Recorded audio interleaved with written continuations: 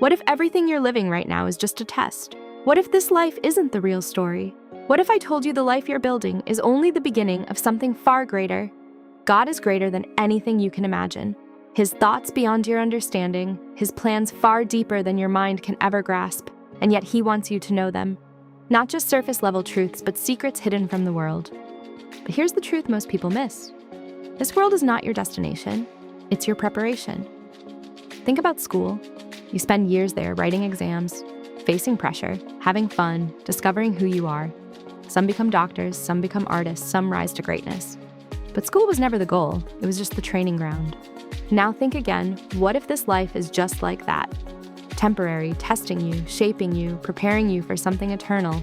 Because one day you won't see life like a blurred reflection anymore. You will see it clearly, face to face, real. And that day will be the true beginning of your life. Not for 70, 80, or even 100 years, but for something far beyond what your mind can comprehend. And here's the question. How you live now decides what comes next.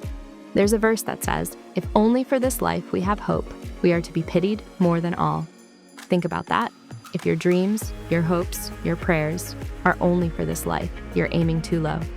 Now imagine this. A king walks up to you and says, I am pleased to give you my kingdom. What would you feel? Shock, joy, disbelief?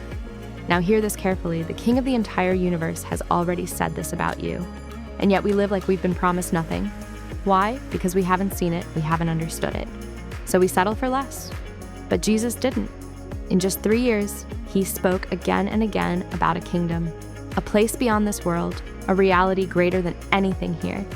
Because he had seen both worlds, and he knew this world's treasures are nothing compared to what's coming. Heaven is not what you think. Not boring, not empty, but filled with purpose, depth, and treasures beyond imagination. And here's the part many are afraid to ask. Are we living in the end times?